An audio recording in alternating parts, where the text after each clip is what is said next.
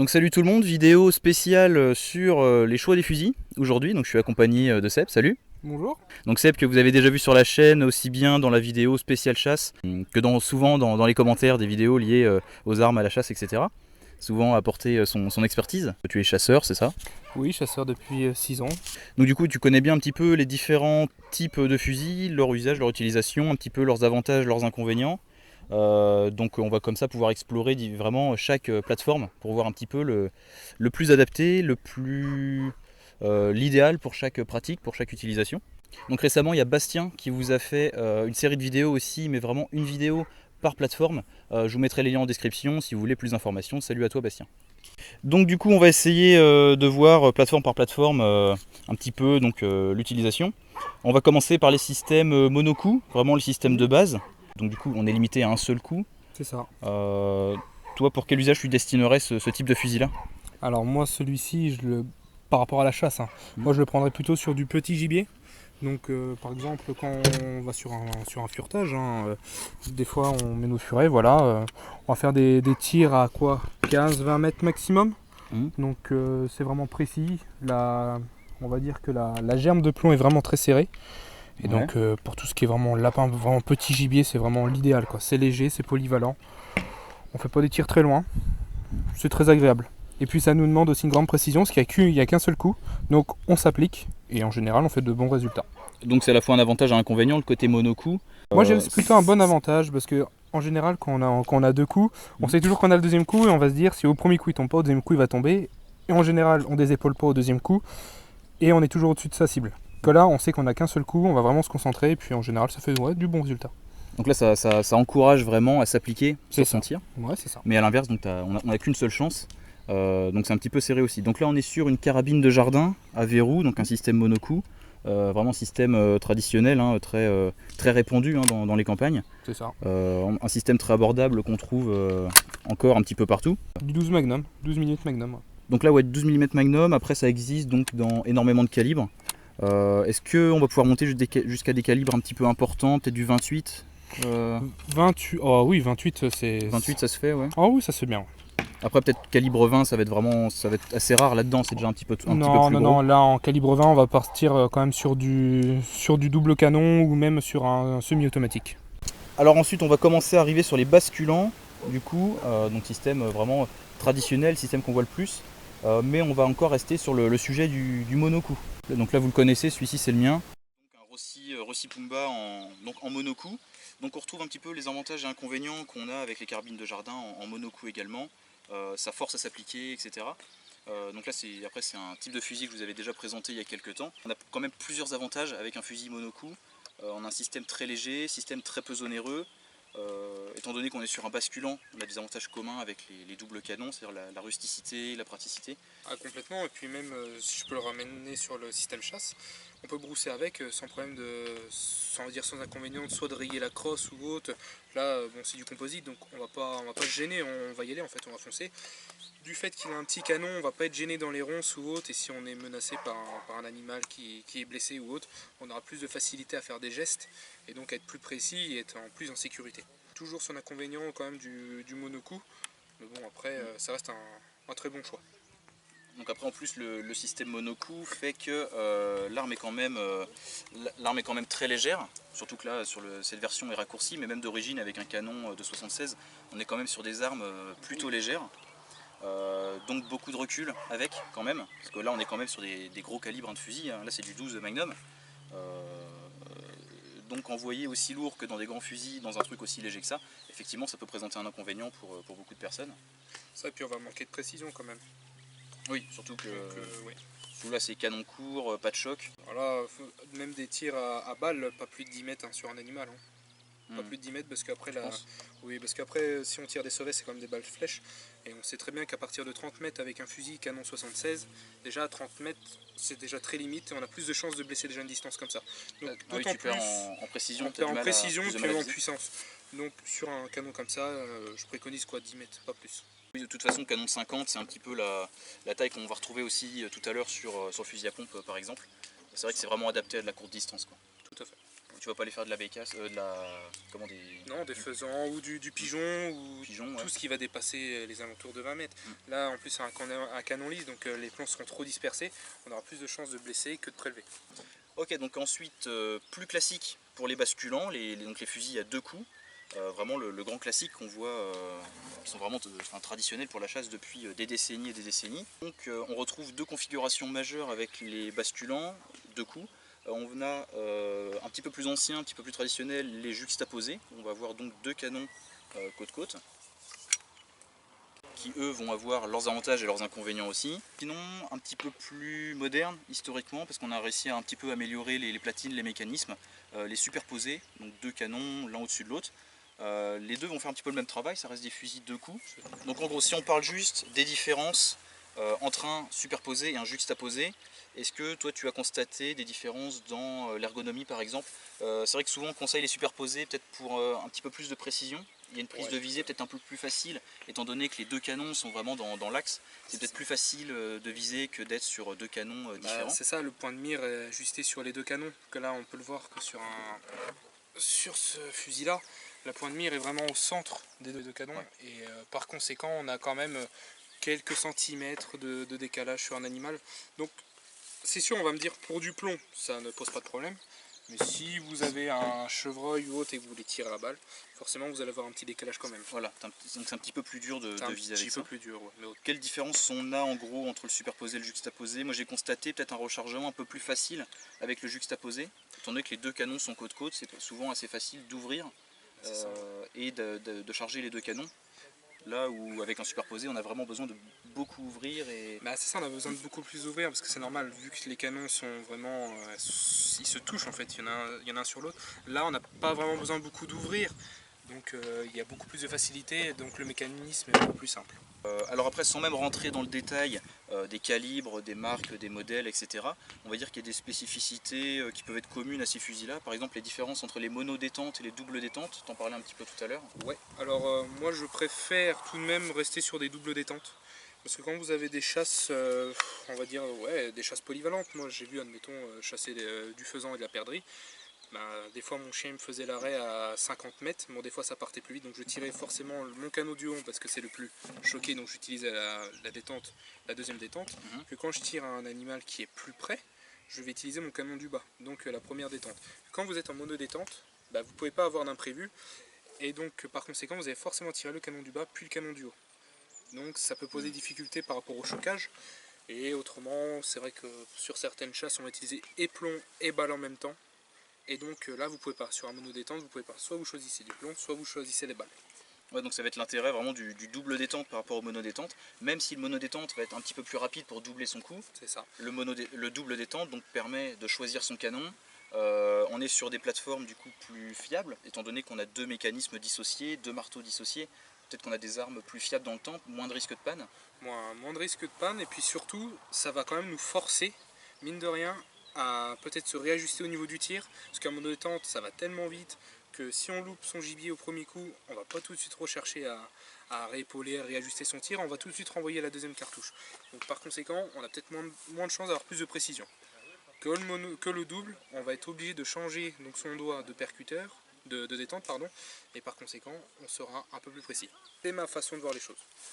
Quelle autre option pour avoir en commun sur ces fusils-là? Peut-être le système d'éjection. Là, on va être sur des fusils à extracteur, je crois. Ouais, les deux sont extracteurs. Extracteur et mon petit monocoup qui est donc à éjecteur. Donc le système à éjecteur, le rechargement est encore plus rapide, étant donné que les étuis se vident automatiquement.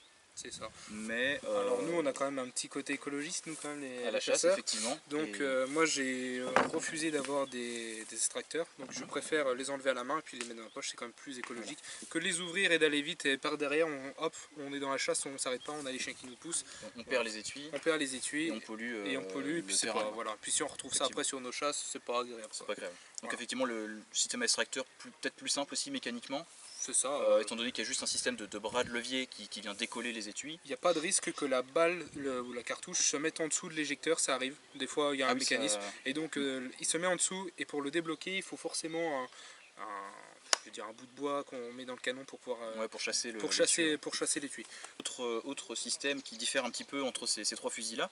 Là on est sur des systèmes donc des fusils à marteau interne. Et on est là, moi sur mon fusil, sur un chien extérieur. Donc système à chien extérieur. Tu vas me dire ce que tu en penses. Ça moi je trouve du coup sur les fusils à marteau interne, c'est l'ouverture du fusil qui vient armer les marteaux mécaniquement. Donc on a un petit peu plus de complexité mécanique et aussi on a besoin d'un petit peu de force. Il y a un petit peu de résistance. Un petit peu de résistance, la bascule frotte un petit peu pour armer les marteaux. Là où avec un système à chien, on n'a donc aucune résistance puisqu'il faudra donc armer le chien manuellement avant le tir. Ce qui permet donc une bascule très fluide. Donc un peu plus de facilité pour la manipulation, pour le recouvrement, etc.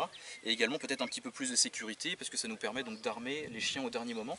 Donc les fusils à chien, ça se trouve aussi bien sur des monocoups que sur des juxtaposés. Par exemple, traditionnellement, ça a commencé avec des systèmes à chien extérieur. Et c'est vrai qu'après, ça s'est modernisé et donc les systèmes à marteau interne sont beaucoup plus faciles à utiliser. Du coup, on a juste besoin de charger et de tirer. L'arme fait le reste au niveau armement. C'est ça, au niveau de la chasse, on nous demande quand même d'être assez rapide. Quand gibier part devant nous, c'est vrai qu'il est important d'aller vite. Donc si on doit fermer le fusil, penser à armer le marteau pour ensuite tirer, on perd un temps considérable. Donc le système marteau interne pour nous les chasseurs, c'est beaucoup plus pratique qu'extérieur parce qu'on va perdre du temps à penser à fermer le fusil, armer son marteau, puis tirer. Déjà l'animal il a pris 40 mètres et nous après c'est devenu intirable pour pouvoir le prélever. Du fait que ce soit interne, on gagne énormément de temps et c'est beaucoup plus pratique pour nous. On a moins de choses à penser. Bon, on n'a pas grand chose à penser avec un fusil, mais on a quand même moins de choses à penser. Ouais, que d'armer. Et donc on gagne de l'efficacité. En ce qui concerne la sécurité, il est vrai qu'avec un marteau externe, on a beaucoup plus de sécurité, mais en tant que chasseur, nous marchons majoritairement, et c'est une obligation, le fusil ouvert. Donc on a toujours le fusil, qu'on dit cassé, et nous marchons. Nous avons le temps largement de fermer, puis de prélever. De toute façon, tu es en sécurité parce que le fusil est ouvert. Donc voilà en gros pour les fusils basculants, donc très simple, très fiable, très traditionnel. Vraiment des systèmes pas chers, accessibles en gros en catégorie D. Ça va commencer dans les 200 € pour un fusil, par exemple un monocoup neuf ou un 2 coups d'occasion. 2 coups d'occasion, vous en avez. Ouais, alors faut pas mettre. Sur du Baïkal. Alors le Baïkal, faut pas croire que le Baïkal ce soit une merde. Au contraire, c'est une très bonne arme à pas cher. Donc c'est très rustique. Donc en fait, ils vont moins sur les finitions. Mais vous avez une arme, vous pouvez la trouver à 350-400 € et puis elle peut vous faire 15 ans. Ce que je ne recommande pas, c'est les fusils turcs à 250 où vous allez claquer 100 cartouches avec et vous allez avoir le fusillon chou-fleur parce qu'il ne tient pas la pression. Dernier point particulier sur les fusils basculants, c'est du détail, mais on verra un peu le lien avec les autres fusils après, les fusils à répétition et semi-automatiques. C'est qu'on a une partie mécanique qui est très peu encombrante ici, ce qui permet, une fois le fusil démonté, qui plus est, donc qui est très facile à démonter et qui prend très peu de place une fois démonté, donc d'avoir quelque chose de très compact, puisqu'en gros on a la crosse avec la bascule et les canons, et on a donc un fusil très compact une fois replié qui va prendre peu de place dans des mallettes, etc. Donc du coup, petite démonstration, on va voir combien de temps ça prend pour démonter un fusil basculant et la place qu'ils prennent une fois démonté. C'est parti ? Ouais. Donc on voit l'avantage du système à cliquer sur mon système à vis. Donc un peu plus simple, les Brésiliens sont pas fait chier. Juste un loquet, on appuie, voilà. Donc effectivement on voit qu'une fois démontée, la pièce la plus encombrante sur l'arme du coup reste le canon, et la longueur totale de l'ensemble démonté, par exemple dans un sac, dans une housse, dans une mallette, sera donc la longueur totale du fusil. Ce qu'on peut remarquer entre le 12 et puis le petit fusil là de 50, c'est qu'on voit que même la crosse est beaucoup plus grande. Ouais. Le système de bascule est quand même plus long, de toute façon c'est la crosse qui ordonne. Avec le double détente, on a quand même un plus gros mécanisme. Ouais. Le canon a un canon de 71 et puis les chocs qui ressortent de 5 cm, donc ça fait un canon de 76, que sur le petit de 50. Donc niveau rangement et gaine de place sur un sac à dos, ce sera plus pertinent d'avoir ce fusil là qu'un fusil calibre 12 de chasse. C'est pour ça que celui-là je l'avais présenté déjà en vidéo en tant que fusil de survie, étant donné la place qu'il prend et le très faible coût de ce type de fusil là. Vraiment un gros plus pour ce genre de projet, quoi. Du coup, on va enchaîner sur les derniers types de fusils. Donc après, hein, sur l'ensemble de la vidéo, effectivement, on ne parle pas longueur de canon, calibre, chocage, dispersion, type de chasse, type de grenaille, etc. C'est vraiment un sujet ultra large. Faudra passer votre permis de chasse pour avoir tout ça. Je te propose de passer du coup sur le système suivant, système semi-automatique. D'accord, le semi-automatique, ouais. Donc très utilisé à la chasse, il me semble. Très utilisé à la chasse, alors on l'utilise en battu. On l'utilise, moi je l'utilise beaucoup en battu, hein. Par contre pas avec ce canon là, là c'est un canon de 55 qu'il y a dessus. Je peux le mettre en canon de 76. Donc là c'est un Beretta semi-automatique, on peut mettre que 3 cartouches dedans. Donc une cartouche chambrée et 2 en réserve. Du coup, ce qui permet donc d'avoir un fusil à 3 coups, là où les basculants avec maximum 2 coups. Voilà, c'est ça. Donc enfin, on a l'avantage d'une cartouche en plus. Mais ça c'est par rapport à la loi française, parce qu'à l'étranger on peut trouver des semi-automatiques à 10 coups, il n'y a pas de problème. Ouais. Donc nous on est limité à 3 coups en chasse. Donc les avantages, c'est que ça va extrêmement vite. Hein, on a une rapidité de tir impressionnante avec ça. On a des canons polyvalents, donc j'en ai 2 moi, donc comme je disais le canon de 55 que je vais utiliser plutôt pendant mes tracks, et le canon de 76 où là je vais utiliser, où je peux changer mes chocs également, où là je vais utiliser plutôt pour du pigeon.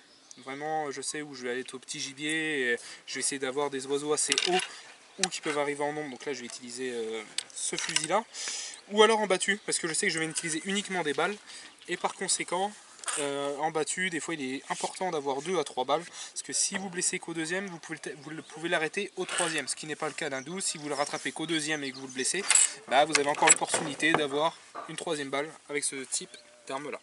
Oui, donc tu disais donc grande vitesse, parce que tu vas pouvoir doubler ton coup, tripler ton coup en cas de besoin. Ouais, c'est ça. Alors les inconvénients, il y en a quand même. Donc on parlait tout à l'heure du côté écologique. Là honnêtement avec une arme comme ça on peut pas. On va être, admettons, je sais pas, si on est dans les ronces, on va tirer nos 3 cartouches. Honnêtement les 3 cartouches partent dans la nature. Donc niveau respect écologique, on n'est pas dedans. Ensuite, on ne peut pas avoir une chasse polyvalente. C'est-à-dire que si on est au petit gibier, on est au petit gibier. Parce que le temps que vous allez désarmer vos 3 balles, ou alors vous en mettez vos 3 cartouches, pardon, vos 3 cartouches à plomb, le temps que vous enlevez les 3 cartouches pour mettre, admettons, 1 ou 2 balles, bah, vous avez le sanglier qui a fait plus de 100 mètres, et puis voilà, vous le renvoyez plus, quoi. Ou inversement. Donc c'est vraiment, vous l'utilisez pour un type de chasse. Vous êtes au petit gibier, vous mettez du plomb, vous êtes au gros gibier, vous mettez des balles. Vous ne pouvez pas faire les deux, c'est pas possible. Ouais, vous perdez trop de temps. Trop compliqué de changer de munitions. Trop compliqué, voilà. Trop compliqué. Moins pratique par exemple que sur un basculant, où là tu as juste à changer de cartouche très facilement. T'as pas besoin d'adapter en plus la pression, ton empreinte gaz sur ces types de fusils là? Si justement sur ce fusil là, il y a l'empreinte gaz à régler. Il y a une empreinte de gaz donc à bien régler par rapport à la puissance de vos cartouches que vous voulez avoir. Donc plus le trou sera petit, plus il y aura moins d'échappement de gaz, donc plus ça pètera. Voilà. Et inversement, plus on va augmenter au niveau du trou, du diamètre de l'échappe-gaz, et moins on aura de puissance. Donc moi de mon point de vue, effectivement, je vois dans ces fusils-là des fusils qui permettent une grande rapidité du coup en action de chasse. Tout à fait. Mais de mon point de vue, encore une fois, ça va apporter, je pense, pas mal d'inconvénients quand même. C'est-à-dire qu'en gros... Niveau transport, ouais, tout à fait. On a juste une cartouche de plus qu'un basculant, mais on a un fusil du coup beaucoup plus encombrant, beaucoup moins fiable. Beaucoup moins pratique aussi, un seul canon, etc.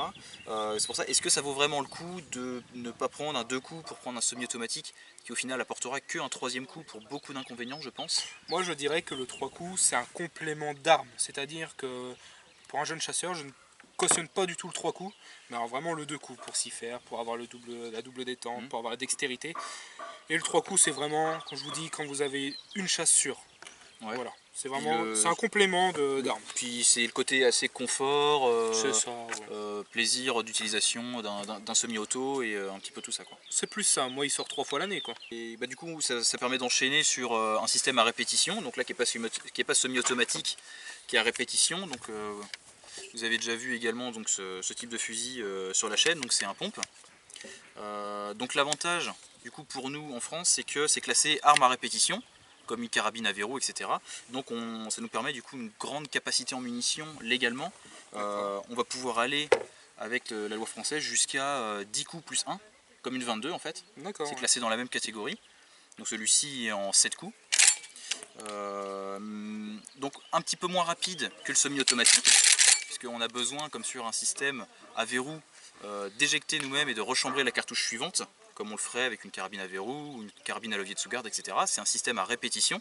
Donc ce qui est intéressant, c'est qu'on trouve à la fois les avantages et les inconvénients des fusils précédents. Par exemple, on va avoir les inconvénients du semi-auto, c'est-à-dire une très grande partie mécanisme qui rallonge la longueur totale de l'arme, un seul canon, donc peu de polyvalence, un peu plus de complexité technologique, etc. Beaucoup plus complexe que des basculants, mais ça reste quand même, je pense, un système mécanique sans emprunt de gaz, avec très peu de pièces, donc peut-être un petit peu plus fiable qu'un semi-auto. Pas mal d'avantages, je pense, avec ce type de fusil-là. Alors après, l'inconvénient qu'on a donc en France, et tu vas pouvoir avoir pas mal d'avis là-dessus, c'est le canon rayé pour la catégorie C. Donc moi j'ai la chance d'avoir un non dispersant, mais c'est pas le cas de tout le monde. Les canons rayés à plomb, ça sert à rien. Je veux dire, on va avoir une germe énorme à une distance très faible, et donc nous, ça n'a pas d'utilité. L'autre inconvénient, c'est que on va avoir le système de réarmement qui est un peu fastidieux, on va dire. À la chasse, je vois pas l'utilité d'avoir un fusil à pompe. Le temps de recharger, tout ça, c'est pas pratique. On est plutôt dans une arme utilitaire à la chasse. Il faut vraiment que ce soit agréable, que ce soit rapide, il faut que ce soit léger. Simple à utiliser. Simple à utiliser, pas besoin d'un mécanisme complexe pour pouvoir tirer en fait. Effectivement, là, je vois plus de complexité à tirer. En plus, le temps de recharger, je pense qu'on désépaule un petit peu, tout ça. On va être vraiment déséquilibré. Il faut vraiment se forcer à avoir ce geste-là à chaque fois, à une répétition à pompe, pour pouvoir retirer une deuxième cartouche. Donc niveau perte de temps aussi, fiabilité de pouvoir, admettons, terminer un animal achevé, c'est pas fiable. Pour moi, pour la chasse, ce n'est pas fiable. Ouais, c'est trop encombrant. C'est trop encombrant pour trop galère. De toute façon, à la chasse, on va pas avoir besoin de 7-8 cartouches prêtes à être utilisées. Donc aucun intérêt par rapport à un semi-auto du coup. Donc effectivement, là on est sur une utilisation de fusil beaucoup plus fun tir, et puis du coup on a une arme beaucoup plus adaptée à la défense et au combat. Parce que du coup, grande capacité en munitions, là, surtout sur cette version-là où on a des équipements assez orientés, tactique, combat, etc. Donc c'est un petit peu plus, c'est de la branlette, mais en soi, ça peut amener un plus.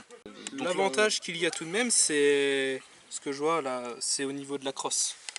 Là en l'occurrence, effectivement. Ça permet de s'adapter, d'adapter la crosse à chaque tireur, à chaque morphologie.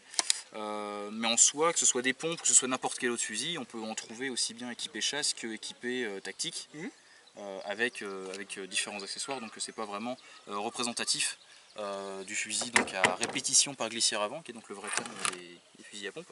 Alors est-ce que tu as des choses à ajouter du coup sur, peut-être des petits éléments en plus que tu auras envie de rajouter sur les fusils? Ouais, alors avant d'acheter un fusil, il faut savoir quelle utilité vous allez avoir, surtout avec. Moi je vois que je fais, admettons, du ball trap également. Donc je vais pas m'amuser à prendre ce fusil là pour faire du ball trap, sachant que c'est, comme j'ai dit, c'est du molybdène, chrome mélangé avec du molybdène, donc ça me soulage le poids donc, de l'arme, donc la bascule est beaucoup plus légère. Par contre, il supportera moins des coups de cartouche à répétition, parce que déjà pour le chasseur ça sera très désagréable parce qu'il est très léger, et niveau mécanisme il en prendra certainement un coup si je l'avais pris en version acier, où là par contre il ferait 3,4 kg, mais avec une durabilité du matériel beaucoup plus haute et importante. Donc ouais, très important effectivement, faut pas non plus prendre n'importe quel fusil, n'importe quelle plateforme, simplement parce qu'elle vous plaît, etc. Il faut vraiment que derrière elle puisse convenir à vos pratiques.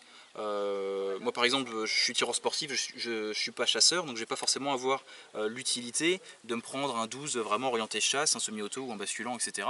Le pompe est pour moi par exemple, dans mon cas, plus adapté pour tirer des balles sur cible ou dans un but défensif. Et à l'inverse, donc un chasseur va pas avoir l'intérêt d'avoir comme seul fusil un petit fusil fun comme celui-ci, ou un pompe de combat. À la chasse, ça va lui être pas du tout utile. Donc c'est important effectivement de s'adapter à vos besoins et à vos pratiques. En termes de budget, donc on a un petit peu abordé ça tout à l'heure, mais effectivement ça va commencer pour les plus simples, un basculant neuf, Baikal ou Rossi, ou après des deux coups d'occasion. On va dire à partir de 200 € à peu près. 200 € on peut commencer à en trouver, après jusqu'à d'occasion, de bonnes occasions, aller jusqu'à 800, 900 €, vous avez des bons fusils déjà. En fonction de la marque et de la qualité du fusil.